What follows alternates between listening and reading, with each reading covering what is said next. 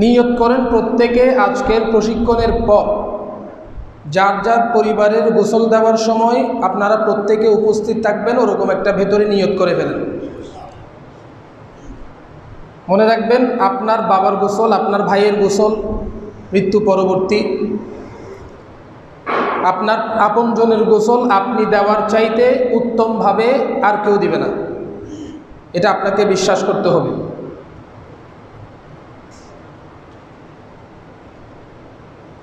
নবী করিম সাল্লাল্লাহু আলাইহি ওয়াসাল্লাম হাদিসে পাকে ইরশাদ করেছেন, আসরিউ বিল জানাজা, তোমরা জানাজাকে দ্রুত করো।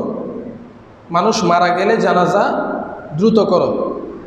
যদি মানুষটা নেককার হয় তাহলে জান্নাতে সে আগে যাবে, আর যদি বদকার হয় তাহলে তোমাদের কাঁধ থেকে একটা বলা তোমরা নামিয়ে ফেললে, তোমাদের দায়িত্বটা তোমরা শেষ করে ফেললে।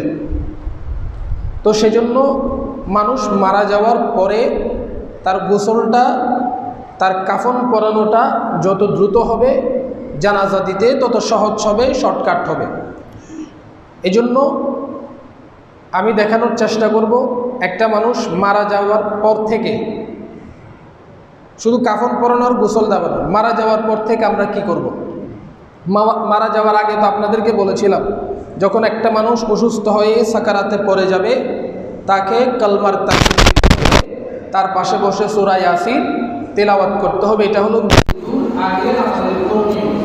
যখন বুঝতে পারবেন যে মানুষটা মারা গেছে, ভাই এবার উত্তর দক্ষিণ করে শুয়ে যান, এদিকে, এখানে এখানে উত্তর দক্ষিণ,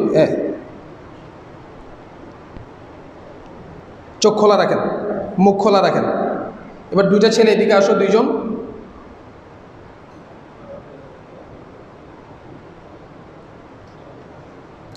মুখ খোলা রাখেন, মুখ খোলা, আরো খোলেন। আপনি ওইদিকে যান, হাঁটুটা ভাঁজ করে দেন, এভাবে রাখেন, হাত একটা বুকের উপর রাখেন, ব্যাস। ধরেন মানুষটা মারা গেছে, দেখতেছেন সবাই, আরেকটু পেছনে আসেন, আপনিও দাঁড়িয়ে যান। মানুষটা এখন ধরেন এই অবস্থায় মারা গেছে। প্রথম আমরা যেটা করব সেটা হলো ইন্না লিল্লাহি ওয়া ইন্না ইলাইহি রাজিউন। এটা হলো আমাদের 1 নম্বর কাজ। যখন নিশ্চিত হতে পারলাম যে সে মারা গেছে, আমরা কি করব? ইন্না লিল্লাহি ওয়া ইন্না ইলাইহি রাজিউন। 2 নম্বর কাজ, চোখগুলা বন্ধ করে দেব। এইভাবে আমরা বিসমিল্লাহ বলে চোখগুলা বন্ধ করে দেব। এটা হলো মারা যাওয়ার পরে 2 নম্বর কাজ। 3 নম্বর কাজ, পাটা সোজা করে দেন, আস্তে আস্তে আস্তে আস্তে, একদম আস্তে পাটা সোজা করে দিবেন। এদিকের হাতটা এদিকে সোজা করে দেন। পাশাপাশি যদি দেখা যায় মানুষটার মুখ বড় করে হা করে আছে, একটা হা করেন, হা করেন, হ্যাঁ। যদি দেখা যায় মুখটা হা করে আছে, আস্তে করে মুখটার হাটা বন্ধ করে দিবেন। এটা হলো প্রাথমিক কাজ। মারা যাওয়ার পরে এগুলো হলো প্রাথমিক কাজ। মাথাটা সোজা করে দেন। এখন একটা বেডশিট নিয়ে গায়ের উপর দিয়ে দেন, ব্যাস। এটা হলো গোসলের আগে। এটা কখন? মনে করেন মানুষটা মারা যাওয়ার পরে গরম পানি করতে হবে, তারপরে গোসলের আনুষঙ্গিক সব রেডি করতে একটা সময় লাগবে। ওই সময় পর্যন্ত মাইয়িতটাকে এইভাবে রাখবেন, এইভাবে রাখবেন, এটা মনে রাখবেন। আফজল যেটা, উত্তম যেটা, 3 বালতি পানি করবেন। কয় বালতি? গরম পানি করবেন কয় বালতি? মাইয়িতকে গোসল দেওয়ার জন্য পানি করবেন 3 বালতি।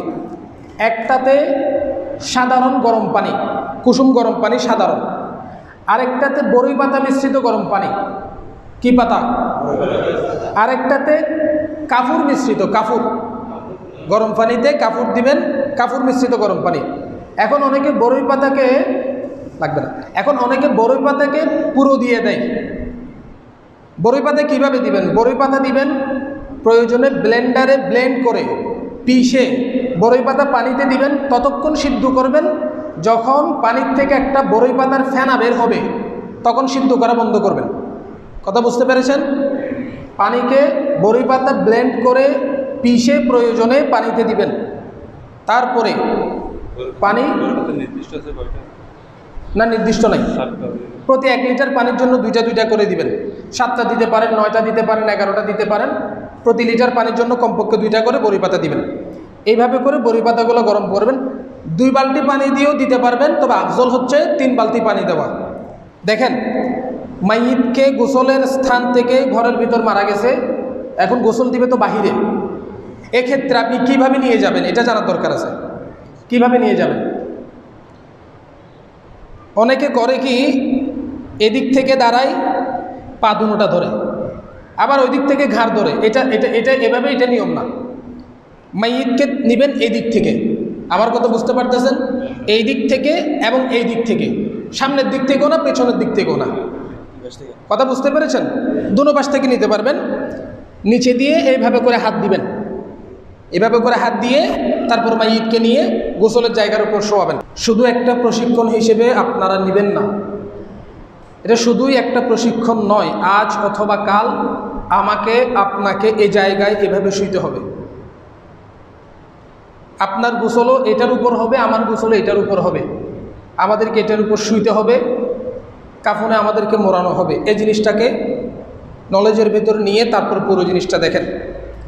এখন শোয়ানোর পরে টুপিটা খুলে ফেলেন। গোসলের প্রথম কাজ হচ্ছে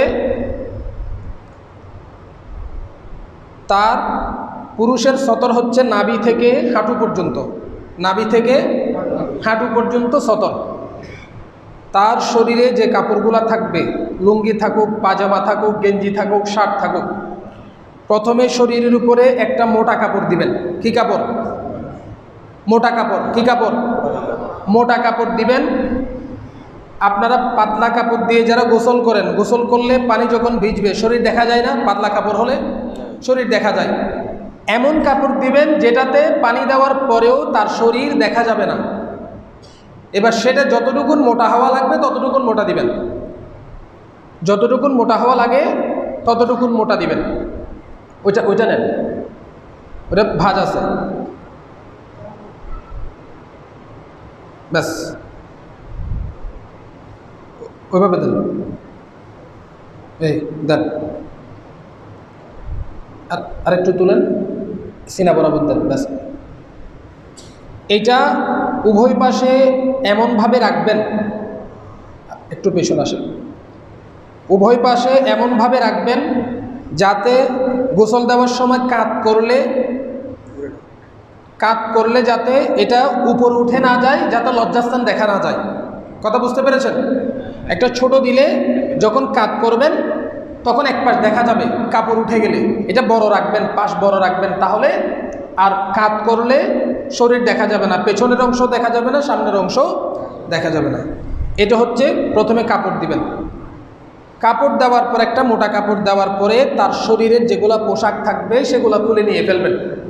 একটা মোটা কাপড় দেওয়ার পরে শরীরের যে পোশাক থাকবে সেগুলা খুলে নিয়ে ফেলবেন।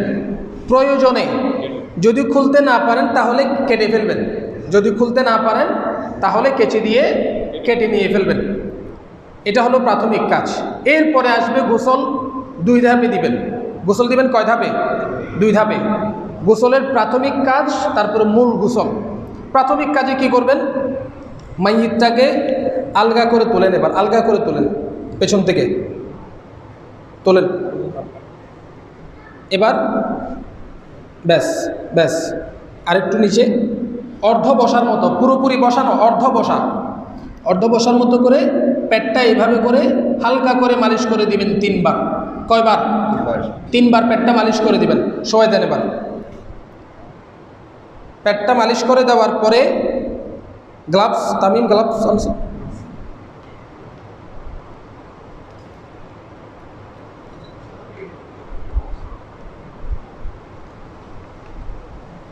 এগুলো নেন, হাতে দেন। গোসলের কাজ যারা করবে, মূল গোসলদাতা থাকবে 1 জন, সহকারী থাকবে 2 জন, মোট 3 জন থাকবে। 3 জনের হাতে গ্লাভস দিতে পারবে, কোনো সমস্যা নেই, গ্লাভস দেওয়া যাবে।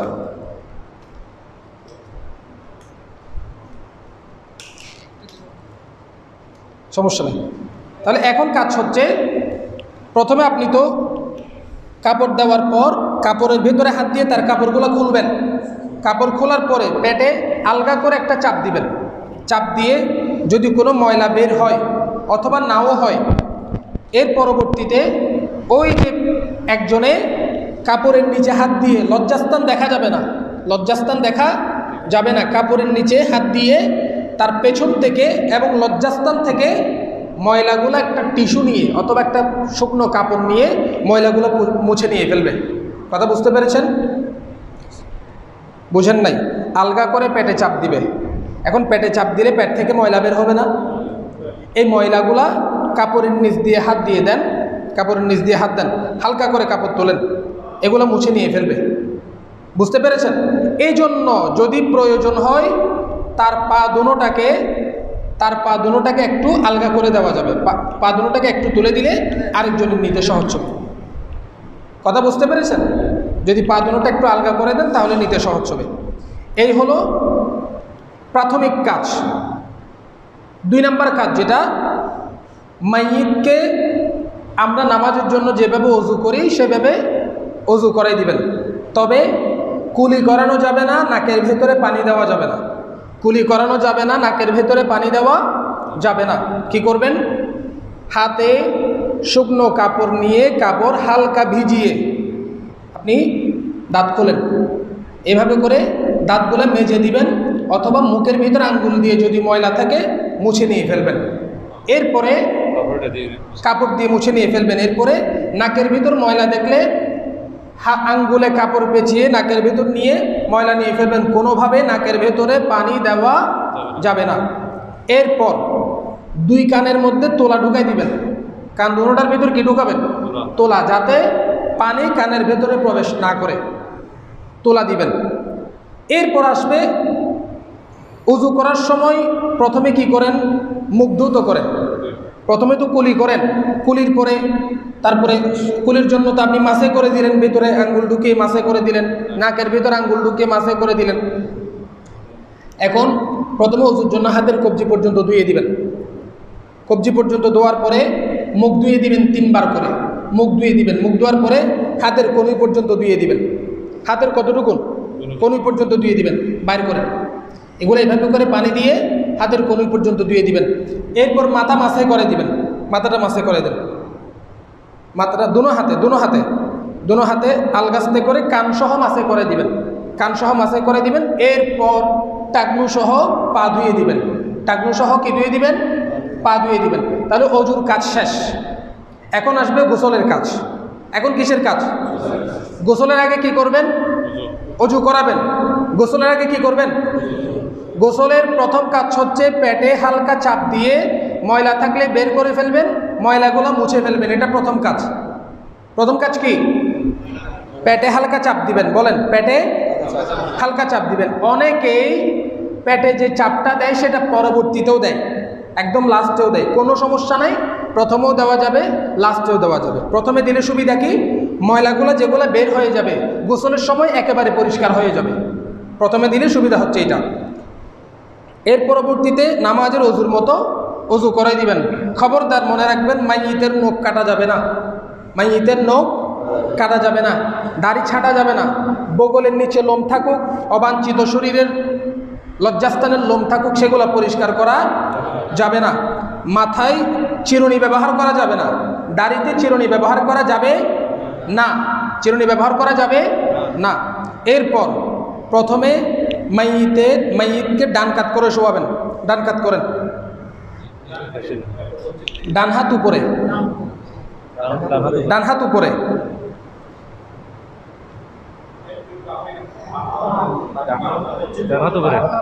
ডান হাত উপরে, ডান হাত উপরে, ডান হাত উপরে। সহজে বোঝার জন্য মনে রাখবেন, ডান হাত প্রথমে কি? ডান হাত উপরে, ডান পাশ থেকে এভাবে, যেটা সাধারণ, এটা সোজা করে দেন। ওনাকে আরেকটি পাশে কি?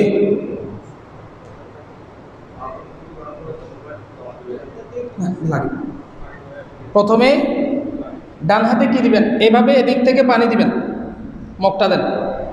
কোনটা দিয়ে দিবেন? প্রথমে যেটা সাধারণ গরম পানি, যেটা সাধারণ গরম পানি, সেটা থেকে পানি নিয়ে এদিক থেকে দিবেন, এদিক থেকে দিবেন, দিয়ে যাবেন। এটা 3 বার দেওয়ার পরে বাম কাত করবেন, বাম কাত করেন, এই দেখেন, এখন কাপড় বড় হওয়াতে সুবিধা হয়েছে কি, ওনার লজ্জাস্থান দেখা যাচ্ছে আর শরীর দেখা যাচ্ছে, সেজন্য বড় কাপড় নেবেন। ছোট কাপড় হইলে এটা আলগা হয়ে যাবে, ভেতরে তো লুঙ্গি থাকবে না, ভিতরে তো পাজামা থাকবে না, নিয়ে ফেলবেন। এখন কাপড় যদি ছোট হয় তাহলে ওনার শরীর দেখা যাবে, সেজন্য বড় কাপড় দিবেন। এখন আবার 3 বার পানি দিবেন। 3 বার পানি দেওয়ার পরে এবার ওনার মাথায় সাবান দিবেন, দাড়িতে সাবান দিবেন। কোথায়? মাথায় এবং দাড়িতে সাবান দিবেন। সাবান দিয়ে আপনি এবার সোজা হন।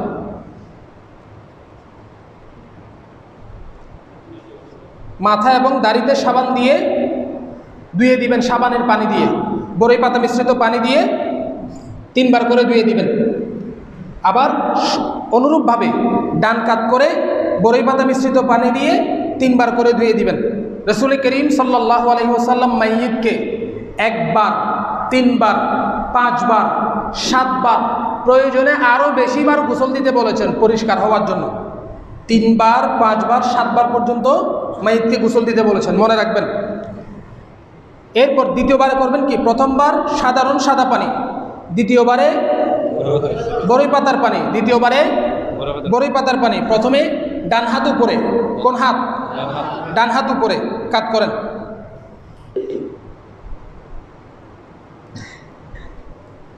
পানি ঢালবেন 3 বার করে, এরপরে বাম হাত, এবং সর্বশেষ কাফুর মিশ্রিত পানি। সর্বশেষ কি? কাফুর মিশ্রিত পানি দিয়ে সোজা সমান সমানভাবে 3 বার কি করবেন? 3 বার পানি দিয়ে ওনাকে ধুয়ে দিবেন। এটা হলো গোসলের মূল কার্যক্রম এখন শেষ। তারপরে শুকনো একটা কাপড় নিয়ে, একটা শুকনো কাপড় নিয়ে আস্তে আস্তে তার মাথা, দাড়ি, শরীরের অন্যাঙ্গ অঙ্গ প্রত্যঙ্গ মুছে ফেলবেন আলগাস্তে। ওনার যাতে কষ্ট না হয়, মাইয়িতের যাতে কষ্ট না হয়, তাড়াহুড়ো করবেন না, বেশি জোরে চাপ দিবেন না। মাথা, দাড়ি, হাত, পা আস্তে আস্তে আস্তে আস্তে এগুলা মুছে ফেলবেন। এরপর যে কাপড়টা উপরে আছে সেটা তো ভেজা, সেটা তো এখন ভিজে গেছে। এখন এই কাপড়টা আলগাস্তে করে ভেতরে একটা লুঙ্গি পরাই দিবেন, অথবা আরেকটা বেডশিট দিয়ে ওনাকে মুড়িয়ে নিয়ে আসবেন। কথাটা বুঝতে পেরেছেন? আর কারো কিছু কোনো প্রশ্ন আছে? আপনারা বুঝতে পেরেছেন গোসল কিভাবে দিবে? কিসের? পায়ের বৃদ্ধাঙ্গুল রশি দিয়ে বেঁধে দিতে পারবেন। গোসল মুস্তাদরাকে হাকিম, সুনান কুবরা, বাইহাকি শরীফের নবী করিম সাল্লাল্লাহু আলাইহি ওয়াসাল্লাম ইরশাদ করছেন, মান গাসসালা মাইয়িতান ফাকাতামা আলাইহি গফারাল্লাহু লাহু 40 মাররাতান। কেউ যদি কোনো মাইয়িতকে গোসল দেয় এবং তার কোনো দুষ্ত্রুটি পাইলে সেগুলো যদি গোপন করে, আল্লাহ তাকে প্রয়োজনে 40 বার ক্ষমা করবেন। কথাটা বুঝতে পেরেছেন? নবী করিম সাল্লাল্লাহু আলাইহি ওয়াসাল্লাম বলছেন, কোনো মাইয়িতকে কেউ যদি গোসল দেয়, গোসল দেওয়ার কেমন ফজিলত, গোসল দিলে ওই মাইয়িতের কোনো দোষ দেখলে, ত্রুটি দেখলে ওগুলা যদি গোপন রাখে, আল্লাহ সে যদি 40 বার তওবা করে, আল্লাহ তাকে 40 বার মাফ করবেন।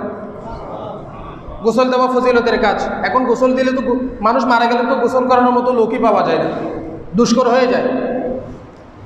ইমাম সাহেব না দিলে মারা গেছে, এখন গোসল দিবে 6 ঘন্টা পরে। সেজন্য সবাই গোসলের জিনিসগুলো মনে রাখবেন, যাতে প্রত্যেকে যার পরিবারের গোসল সে দিতে পারেন। কাফনের কাপড়গুলো নিয়ে নেবেন। আঙ্গুল বাঁধবে তো, চোয়াল বেঁধে দিবে। এখন ঠিক আছে, উনি গুরুত্বপূর্ণ কথা বলেছেন। যদি মুখ হা করে, তাকে আমি প্রথমে দেখাইছিলাম, মুখ হা করে দেখাইছিলাম না প্রথমে, এভাবে করে লাগাই দিবে। যদি এইভাবে করে লাগাইলেও না লাগে, হাতে যদি লাগাইলেও না লাগে, গামছা দিয়ে আলগাস্তে কিছুক্ষণ বেঁধে রাখলে ওটা লেগে যাবে। বুঝতে পেরেছেন? চোয়াল চোয়াল। কাফনের কাপড় কাটবেন কিভাবে?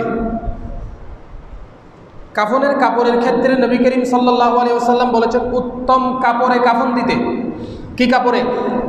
উত্তম কাপড়। কেচিটা নেন।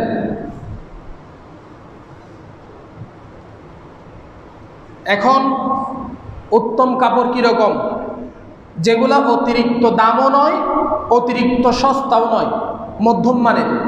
অতিরিক্ত দামও নয়, অতিরিক্ত সস্তাও নয়, সেগুলাকে বলা হয় উত্তম কাপড়। উত্তম এইটা, এটা বেশি দামও নয়, একেবারে সস্তাও নয়। বাজারে এটার চাইতে অনেক দামি কাপড়ও পাওয়া যায়। আবার এর চাইতে ওরা আমাকে একটা দিয়েছিল প্রথমে, ওটা একেবারে নর্মাল, ওটা ভিজানোর আগেই শরীর দেখা যাচ্ছে, উপর থেকে শরীর দেখা যাচ্ছে। ওই কাফন দিয়ে, ওই রকম কাফন দিয়ে মাইয়িতকে কাফন দেওয়া মানে মাইয়িতের সাথে ধোঁকাবাজি করা, মাইয়িতের সাথে। এখন ব্যবসায়ীরা তো করে, যারা কাপড় বিক্রি করে ওই রকম অনেক ধোঁকাবাজ ব্যবসায়ী আছে, 1 টাকার জায়গায় 5 টাকা লাভ করার জন্য নর্মাল কাপড় দোকানে বিক্রি করে, একেবারে নর্মাল কাপড়। আবার কতগুলো মানুষ খরচ বাঁচানোর জন্য ওই রকম কাপড়গুলো কিনে আনে কাফন দেওয়ার জন্য। মনে রাখবেন, কাফন হবে উত্তম কাপড়ে, কাফন হবে কোনো কাপড়ে? উত্তম কাপড় মানে মধ্যম কাপড়, মধ্যম দামি। এগুলো হাদিস আছে, আমি সময়ের জন্য বলতেছি না। কাফন কাটবেন কিভাবে? কাফন তো অধিকাংশ সময় মসজিদের ইমাম সাহেবরা, মুয়াজ্জিন সাহেবরা কাটেন। তারপর আমি দেখিয়ে দিতাম, পুরুষের কাফন 3টা। কয়টা বলেন? লিফাফা, বলেন না, লিফাফা, ইজার, কামিজ। লিফাফা, ইজার, কামিজ। কয়টা পুরুষের কাফন? 3টা, লিফাফা, ইজার, কামিজ। লিফাফা হবে মাইয়িতের শরীরের মাপের থেকে 1.5 হাত লম্বা। বুঝতে পারছেন? মাইয়িতের শরীরের মাপের থেকে কয় হাত লম্বা? 1.5 হাত লম্বা। এটা হচ্ছে লিফাফা। এটা কি? লিফাফা। 2 নম্বর হচ্ছে ইজার। ইজার হবে মাইয়িতের মাথা থেকে পা পর্যন্ত বরাবর, মাথা থেকে পা পর্যন্ত বরাবর। 3 নম্বর হচ্ছে কামিজ। কামিজ মানে কুর্তা। কামিজ হবে গলার থেকে হাঁটুর নিচ বরাবর। গলার থেকে কতটুকু? হাঁটুর নিচ বরাবর। হাঁটুর নিচে 1 বুশ থাকলে হবে, 1 বিগত থাকলেও হবে, কিন্তু হাঁটুর নিচে হতে হবে। হাঁটুর কি হতে হবে? মনে রাখবেন। তাহলে কিভাবে কাটবেন বুঝতে পেরেছেন? মাইয়িতের মাপ নেবেন প্রথমে, মাইয়িতের মাপ নেবেন, মাপ নিয়ে প্রথমে লিফাফা কাটবেন। এখন ওনাকে তো এইভাবে করে কাপড় দিয়ে ডাইরেক্ট মাপা সম্ভব না। একজন মাইয়িতকে তো ওইভাবে ডাইরেক্ট মাপ দিয়ে মাপা সম্ভব না। সেজন্য কি করবেন? একটা লাঠি অথবা একটা লম্বা কিছুতে মাইয়িতকে মাপবেন, একটা রশিতে মাইয়িতের মাপ নিয়ে সেই অনুযায়ী করে আমরা একদম সরাসরি দেখাবো। এটা ধরেন, আপনি শুয়ে যান, আপনাকে 2 বার শুতে হবে। এখানে শুন, প্রথমে এখানে শুন। প্রথমে লিফাফাটা কাটেন, এদিকে 1.5 বিগত লম্বা রাখবেন, এদিকে 1.5 বিগত, 1.5 বিগত, বিগত সোজা করেন। 1 বিগত, 1.5 বিগত, এতটুকু, এতটুকু ব্যাস। আপনি 1.5 বিগত ধরেন। এবার ওইটা ধরেন, তোলেন, তোলেন, কেচি দেন।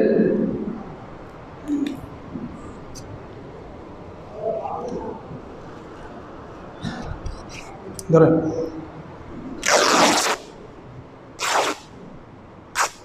এটা হচ্ছে লিফাফা। এটা কি? প্রথম নাম্বার। 1 নাম্বার কাপড় কি? 2 নাম্বার হচ্ছে ইজার। 2 নাম্বার কি? ইজার হবে মাইয়িতের বরাবর, মাপ বরাবর, মাইয়িতের মাথা থেকে পা পর্যন্ত কাটেন।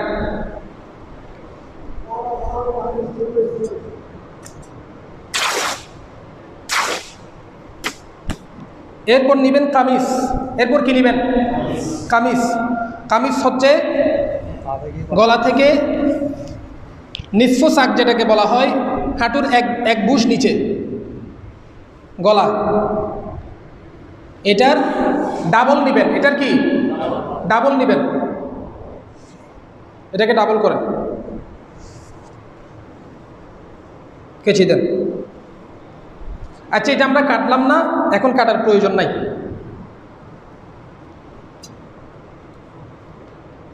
না দেখাই, তারপরও কাপড় একটা বড় কিচ্ছু নয়।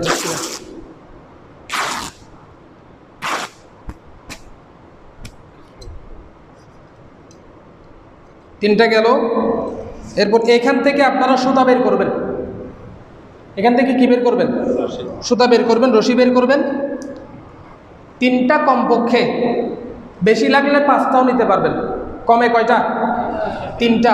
বেশি লাগলে 5টাও নিতে পারবেন। এটা তো ছোট হচ্ছে। আচ্ছা, আমি গলা কাটাটা দেখাই, সোজা আমার ভাইয়েরা কেটে দিবে। সোজা করেন। সমান করেন, উভয় দিকে সমান করেন।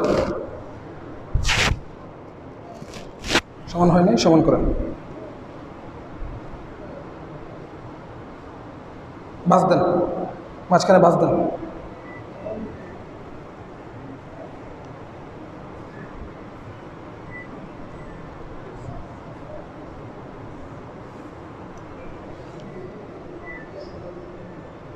আপনারা দেখতেছেন?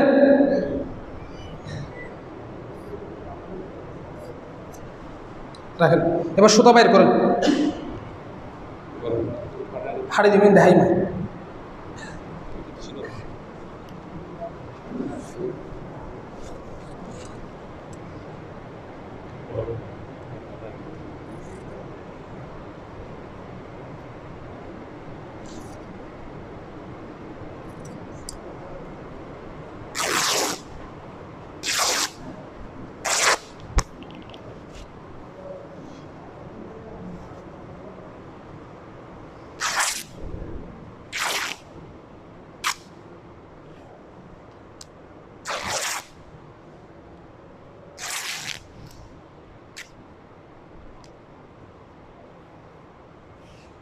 প্রথমে সুতাগুলা বিছাই দিবেন, 3 দিকে 3টা সুতা বিছাই দেন।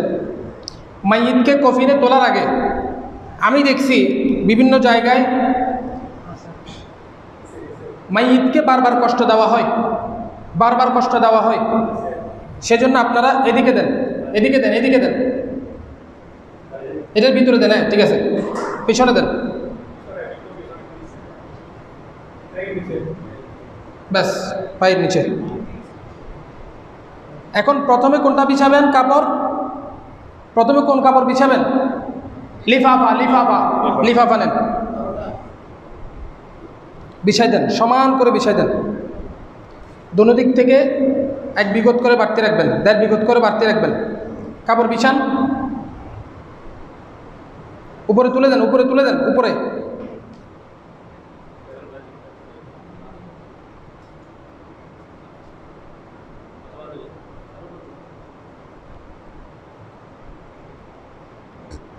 এবারে ইজার, এবারে ইজার বিছান।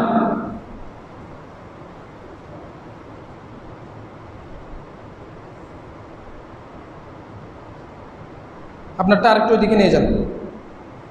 ব্যাস, এবারে কামিজ।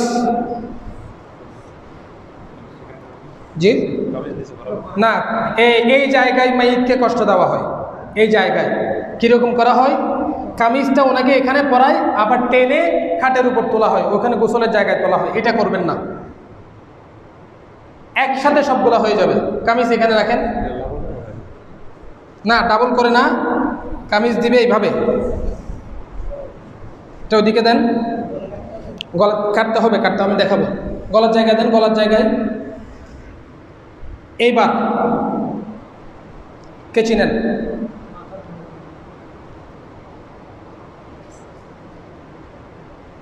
কাটেন, পূর্ব দিক দিয়ে কাটেন, ওই দিক দিয়ে কাটেন, ওই দিক দিয়ে, এদিকে, এদিকে, এইদিকে, এইদিকে কাটেন।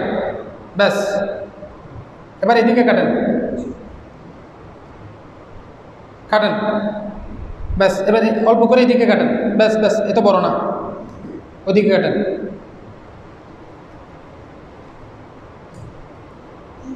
এবার ওনাকে শোয়ান, নিজে শুয়ে যান, সমস্যা নাই। মাথাটা এই জায়গায় দিবেন, শুয়ে যান।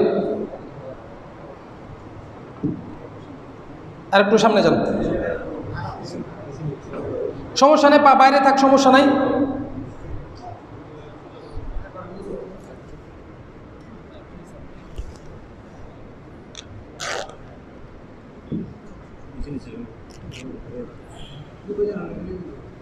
ব্যাস,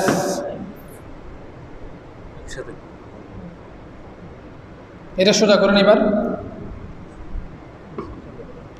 আপনি আরেকটু পেছনে যান, ওনাকে ধরে আরেকটু পেছনে নিয়ে যান, নিয়ে যান, সমস্যা নেই, নিয়ে যান। আরেকজন ধরো। আপনার মাইয়িতকে সরাতে হবে না, মাইয়িতকে তো সরাতে হবে।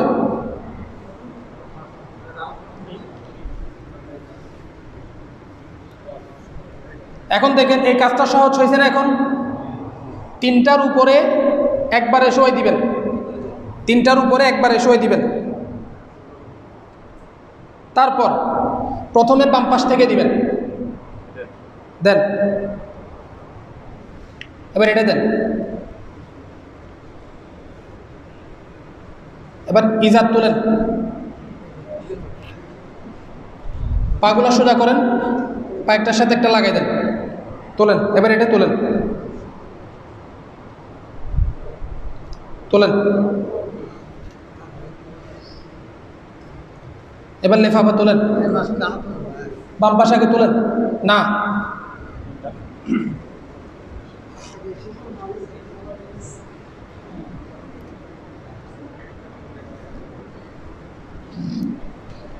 এবার কাপড় ধরে টান দিবেন,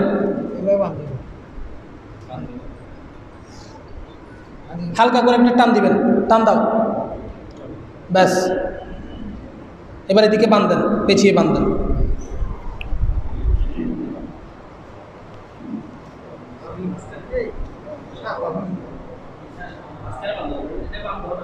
দেখেন কাপড় বিছানোর সময় একটা জিনিস খেয়াল রাখবেন, দেখেন এইদিকে কাপড় বেশি চলে আসছে, ওইদিকে কাপড় কম, এটা মেজারমেন্ট সঠিক করে দেওয়ার চেষ্টা করবেন। আর দেখেন কাপড়ের প্রস্থ যদি বড় না হয়, এ দেখেন কাপড় একদম মুখোমুখি, কাপড় একদম মুখোমুখি, সেজন্য কাপড়ের প্রস্থ বড় হতে হবে। হ্যাঁ, মাঝখানে গিরে দিয়ে ফেলবে, সমস্যা কি?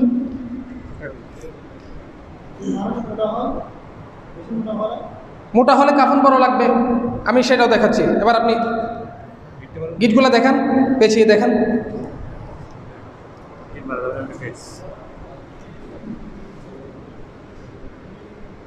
বেশ, আপাতত চলবে।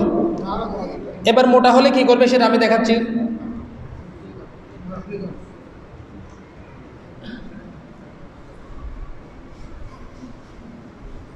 ভাই আপনি চলে আসেন এবার।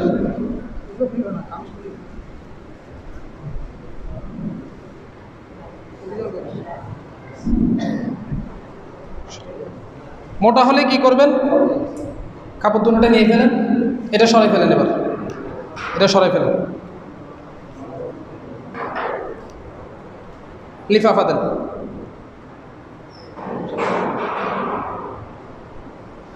কাপড় দেওয়ার আগে রশিগুলা দেবেন, আমি এখানে রশি দিচ্ছি না, বাতাসে চলে যাবে, লাগবে না। কাপড় দেওয়ার আগে রশি দিবেন, লিফাফা বিছান।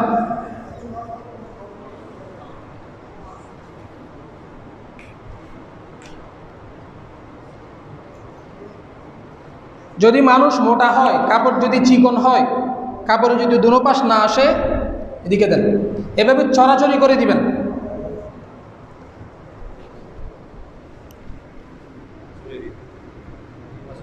ডান পাশে বেশি রাখবেন, ডান পাশে, এদিকে বেশি রাখবেন। কথা বুঝতে পেরেছেন? মানুষ যদি মোটা হয় এই পাশে করে বেশি রাখবেন। এবং আরেকটা জিনিস খেয়াল করেন, মানুষ যদি মোটা হয় সেক্ষেত্রে কাপড় দোনোটা এরকম ছোট করে কাটবেন না, একটাকে, দোনোটা প্রায় সমান করে কাটবেন, দোনোটা প্রায় সমান করে কাটবেন, যাতে এক পাশ দেখা না যায়। কথা বুঝতে পেরেছেন? লিফাফা এবং ইজার এক বুশ পরিমাণ বড় ছোট রাখবেন, দোনোটা প্রায় সমান করে রাখবেন। আপনার এই তো সবগুলো বুঝতে পেরেছেন? বুঝতে পেরেছেন সবগুলো? আর কোনো প্রশ্ন থাকলে করে ফেলেন। জি,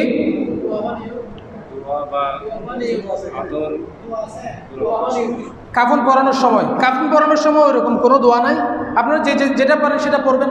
সূরা ফাতিহা পড়লে সূরা ফাতিহা পড়বেন, অথবা অন্য কোনো দোয়া দিয়ে পড়বেন, দরুদ শরীফ পড়বেন। কাফন পরানোর সময় নির্দিষ্ট কোনো দোয়া নাই। ও কাফন দরুদ শরীফ পড়া যাবে, সমস্যা নাই। আরেকটা জিনিস আমার ছুটে গেছে, সেটা হলো মাইয়িতকে কাফন লাগাতে হবে। কাফুর, কাফুর, কাফুর কোথায় দিবেন? গুড়ি কাফুর কোথায় দিবেন? কপালে। কোথায়? কপালে। এবং নামাজের সময় সিজদায় যে জায়গাগুলো ব্যবহার হয়, হাতের তালু, হাতের তালু, বুঝতেছেন? হাঁটু, হাতের তালু, হাঁটু এবং ডান পায়ের গোড়ালি, এই জায়গাগুলোতে কাফুর লাগাবেন, গুড়ি কাফুর। তারপরে তার চুলে, দাড়িতে আতর লাগাবেন। চুল এবং দাড়িতে কি লাগাবেন? আতর লাগাবেন। কাফনেও আতর ছিটিয়ে দিতে পারবেন, কোনো সমস্যা নাই। আতর কাফনেও কি করতে পারবেন? সুরমা ব্যবহার করলে করবেন, কিন্তু সুরমা ব্যবহার করা ওয়াজিব ফরজ ওই ধরনের কিছু না, সমস্যা নেই। ওগুলো ফরজও না, ওয়াজিবও না, দিলেও দিতে পারবেন। তবে যদি দেখেন যে সুরমা দেওয়াটা মেয়েদের জন্য কষ্টকর হবে, কেন দিবেন? যদি দেখেন যে সুরমা যে দিবে সে সুরমা দিতেই জানে না। অবশ্যই গোসলের ক্ষেত্রে, কাফনের ক্ষেত্রে হ্যাঁ, কপাল অবশ্যই কাপড় দিবে, সিজদার জায়গা কপালে কাপড় দিবে, 2 হাঁটুতে দিবে, হাতের 2 তালুতে দিবে। 7টা অঙ্গ যেগুলো সিজদায় ব্যবহার হয় সেগুলাতে কি দিবে? গুড়ি কাপড় ডান পায়ে। সংস্কার শুনছি হচ্ছে এই গোসলের সময় বড় করে বলো। পা ক্রস করে, বা একটা পার একটা ক্রস করে সারা দুনিয়া হাঁটছে, সেই জন্য নাকি ক্রস করে। এটা না না না, ওইরকম কোনো কথা নেই যে একটার উপর একটা চড়াই দিতে হবে এরকম করে, ওইরকম কোনো কথা নেই। পা সোজা রাখবে, পা সোজা রাখবে। কোনো দোয়া নাই, সূরা ফাতিহা, সূরা ইখলাস, দরুদ শরীফ যেগুলো পারে সেগুলো তেলাওয়াত করবে, এগুলো হচ্ছে কথা। তারপরে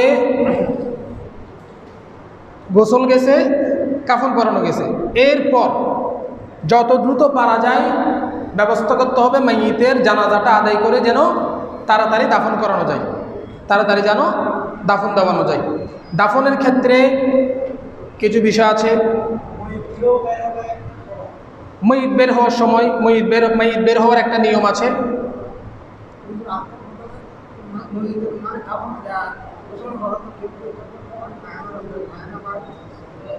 গোসল দেওয়ার পরে যদি দেখেন যে তার লজ্জাস্থান দিয়ে কোনো ময়লা বের হচ্ছে, তাহলে ময়লাগুলো মুছে পরিষ্কার করে নিয়ে ফেলবেন। এর জন্য পুনরায় গোসল দিতে হবে না। যদি দেখতেছেন যে না একবার মুছলেন, 2বার মুছলেন, তারপরও অনবরত বের হচ্ছে, তাহলে শুকনো একটা নরম কাপড় নিয়ে ছিদ্রগুলো বন্ধ করে দিবেন। কথাটা বুঝতে পেরেছেন? ছিদ্রগুলো বন্ধ করে দিবেন। অনুরূপভাবে নাক দিয়ে, কান দিয়েও সেম কথা, ফোটা ফোটা রক্ত বের হচ্ছে, মুছে দিবেন। 1বার 2বার 3বার অনবরত বের হচ্ছে, তোলা দিয়ে দিবেন। কথা বুঝতে পেরেছেন? এ হলো নিয়ম। তারপরে মাইয়িতকে কবরে রাখার সময় আমাদের অনেকেই কবরে 3 টুকরা মাটি দিতে হয়, এটা হাদিসে পাকের মধ্যে এটা আছে। তবে এই মাটিটা যে প্রথম কূপের মাটি হতে হবে এরকম কোনো কথা নাই। যে কোনো মাটি নিয়ে মাথার দিক থেকে দিতে হবে। প্রথমবার দেওয়ার সময় মিনহা খলাকনাকুম, তারপরে দেওয়ার সময় ওয়াফিহা নুঈদুকুম, এরপর দেওয়ার সময় ওয়ামিনহা নুখরিজুকুম তারাতান উখরা, এভাবে। তারপরে মাইয়িতকে কবরে রাখার সময় হাদিসে 3টা দোয়া ব্যবহার হয়েছে, 3টা দোয়ার কথা এসছে। বিসমিল্লাহি ওয়া আলা মিল্লাতি রাসূলিল্লাহ, বিসমিল্লাহি ওয়া আলা সুন্নতি রাসূলিল্লাহ, বিসমিল্লাহি ফি সাবিলিল্লাহ ওয়া আলা সুন্নতি রাসূলিল্লাহ। 3টা দোয়া আসছে, যে কোনো একটা বললে হবে। আমরা তো পড়ি বিসমিল্লাহি ওয়া আলা মিল্লাতি রাসূলিল্লাহ। এই দোয়াটা পরে মাইয়িতকে কবরে নামাবেন। এটা যেহেতু অনলাইনে যাবে, মহিলাদের না, মহিলারটা এত কম সময় হবে না, মহিলাদের কাপড় 5টা। মাইয়িতকে বের করবেন কিভাবে? চেষ্টা করবেন খাটিয়াটা মাইয়িতের যত নিকটে নেওয়া যায় তত ভালো। দ্বিতীয় কথা হচ্ছে কাফনটা যদি একেবারে খাটিয়ার উপর করা যায় সেটা আরও ভালো। কথা বুঝতে পেরেছেন? কাফন যদি একদম খাটিয়ার উপরে পরানো যায় সেটা আফজল। কোথায়? খাটিয়ার উপর। তাইলে মাইয়িতকে বারবার নাড়াচাড়া করা লাগবে না যদি খাটিয়ার উপর তোলা যায়। দ্বিতীয় কথা হচ্ছে যদি খাটিয়ার উপর ধরেন কাফন পরাবেন, এখন জানাজা আরও 2 ঘন্টা পরে, এখন খাটিয়ে তো বাইরে রাখবেন, তাহলে ঘরের ভিতর কাফন পরাই ফেলবেন, সমস্যা কি? কিন্তু কাফন পরানোর পরে মাইয়িতকে ঠিক যেভাবে সুন্দরভাবে গোসলের জন্য, কাফনের জন্য আপনি আড়াআড়ি করেছেন, সেভাবে করে খাটিয়ার উপর তুলবেন। খাটিয়ার উপর তুলে আপনি 40 কদমের যে কথাটা আছে, আমাদের সমাজে একটা কথা প্রচলিত আছে 40 কদমের। আল্লাহর নবী হাদিসে পাকে বলেছেন কাঁধ বদল করতে, কাঁধ বদল করতে। শুরু হবে মাইয়িতের ডান কাঁধ থেকে। মাইয়িতের কোন কাঁধ? ডান কাঁধ যিনি নেবেন। কাফন অবশ্যই যারা কাঁধে নেবে সুস্থ সবল বলিষ্ঠ শক্তি সম্পন্ন মানুষকেই কাফন কাঁধে নেওয়া লাগবে। কারণ একটা খাটের ওজন আছে, একটা মাইয়িতের ওজন আছে, 2টা মিলাই শরীরের উপর যারা বল সহ্য করতে পারবে তারা নেবে। প্রথমে মাইয়িতের ডান কাঁধ, ডান কাঁধের উনি সামনে দিয়ে পায়ের দিকে যাবে, ডান কাঁধ থেকে পায়ের দিকে যাবে, তারপর বামে ওই দিকে যাবে, এরপর আবার এসে বাম কাঁধে আসবে, এইভাবে করে ঘুরবে। কথাটা বুঝতে পেরেছেন? এই জন্য এটা 10 কদম পর একটা আদবের জন্য বলা হয়েছে, তবে হাদিসে পাকে 10 কদমের স্পষ্ট উল্লেখ আসে নাই, কাঁধ বদলের কথা বলা হয়েছে। একটা প্র্যাকটিক্যাল জায়গা বলা আমরা সাইড এতে খাটিয়া লাগবে। কাটিয়ে আমরা এদিকে শুরু আমরা এই পাশে দূর করতে আর শোন, আপনি শোন একটু করে।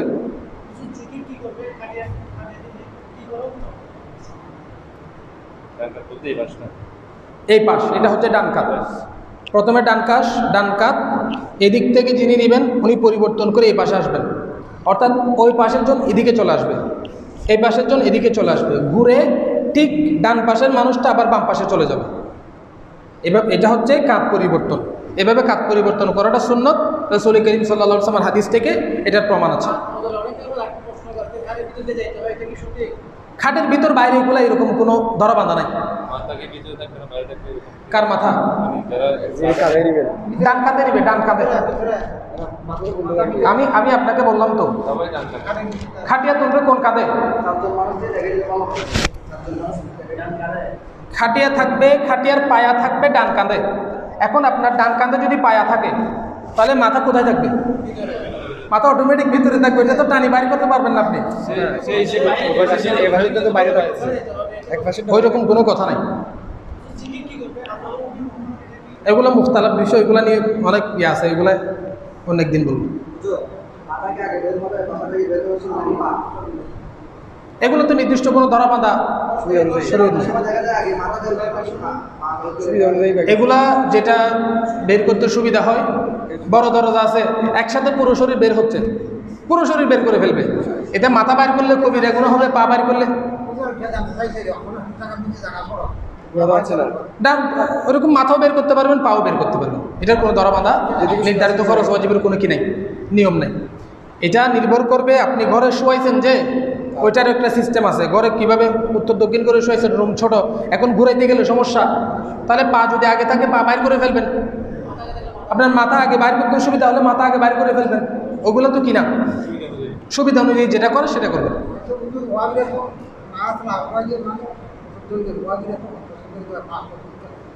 লা হাওলা ওয়ালা কুওয়াতা ইল্লা বিল্লাহিল আলিয়্যিল আযীম।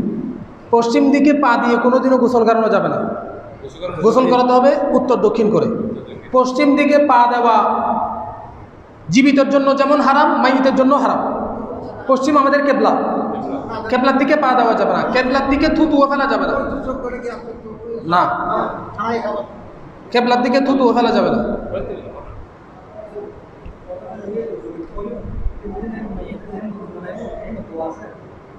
কিসের দোয়া? ওযু করানোর সময় দোয়া আপনারা পড়তে পারেন, সমস্যা নাই। বিসমিল্লাহির রহমানির রহিম। ওয়া আরসালনাকা ইল্লা রাহমাতাল লিল আলামিন। মারহাবা ইয়া মারহাবা ইয়া মারহাবা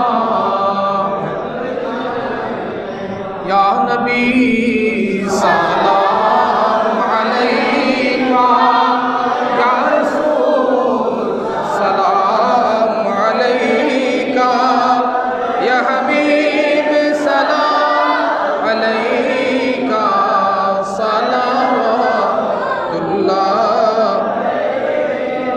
হাবিবি সাইয়্যিদি ইয়া রাসূলাল্লাহ ওয়া ইয়া হাবিবাল্লাহ। আকা মোরা যে অধম গুনাহগার, কে আছে মোদের বাঁচাবার, হয়েছি উম্মত আপনার, তার তরে শুকর হাজার বার। ইয়া নবী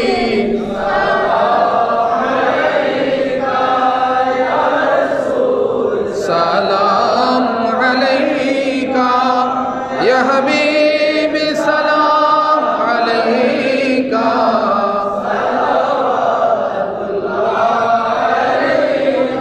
কবরে হাসরে মিজানে পড়িব উম্মত বিপদে, ডাকিব রাসূল আপনার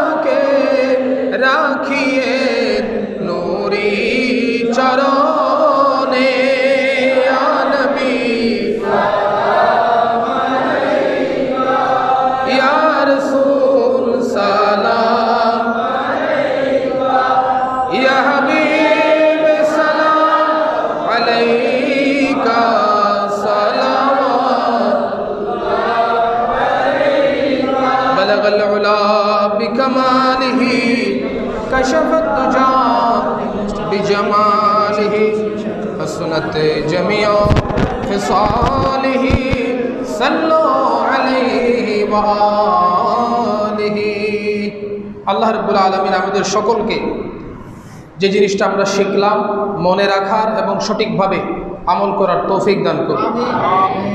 একটা শরীয়তের মাসআলা শিখা, 70 রাকাত মকবুল নফল নামাজের চাইতে উত্তম। কত রাকাত? 70 রাকাত মকবুল নফল নামাজের চাইতে উত্তম। আমি এই জিনিসটা স্টাডি করার সময় আল্লাহর ফজল ও করমে কতগুলো নতুন জিনিস আল্লাহ আমাকে জানার সুযোগ করে দিয়েছেন। আমাদের অনেক মায়েদের গর্ভপাত হয় না, গর্ভের সন্তান নষ্ট হয়ে যায়। নবী করিম সাল্লাল্লাহু আলাইহি ওয়াসাল্লাম হাদিসে ইরশাদ করছেন, কোনো মায়ের গর্ভপাত হলে সে যদি সবর করে, তার স্বামী যদি সবর করে, কিয়ামতের ময়দানে আল্লাহ যখন ওই সন্তানের মা বাপকে জাহান্নাম দিবে, ওই সন্তানের মা বাপকে জাহান্নাম দিবে, ওই সন্তান আল্লাহর দরবারে বলবে, ও খোদা, আমাকে তো ছোটবেলায় মা বাবার কোল থেকে কেড়ে নিয়ে মা বাপকে একটা কষ্ট দেওয়া হয়েছে, আল্লাহ এখন আবার আমার সামনে আমার মা বাপকে জাহান্নাম দেওয়া হবে।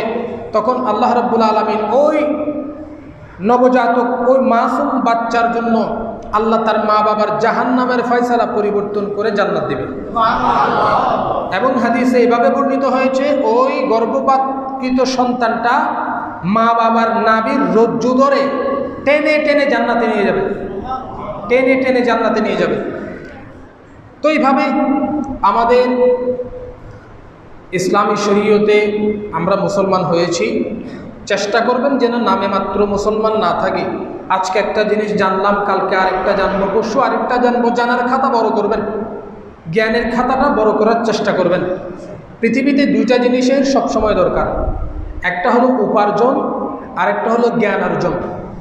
একটা হলো উপার্জন, আপনি হালালভাবে যত বেশি কামাই করতে পারবেন আপনার জন্য ভালো, দিন ধর্মের খেদমত করতে পারবেন। আরেকটা হলো জ্ঞান অর্জন, যত বেশি শিখতে পারবেন তত বেশি ভালো। আল্লাহ আমাদেরকে তৌফিক দান করুন। গৌসে কমিটির ভাইয়েরা যারা টাকা পয়সা খরচ করে যে কাফন কিনতে ইত্যাদি আনুষঙ্গিক, আল্লাহ তাদের টাকা পয়সা রুজি রোজগার এলম কালামের মধ্যে বরকত দান করুন।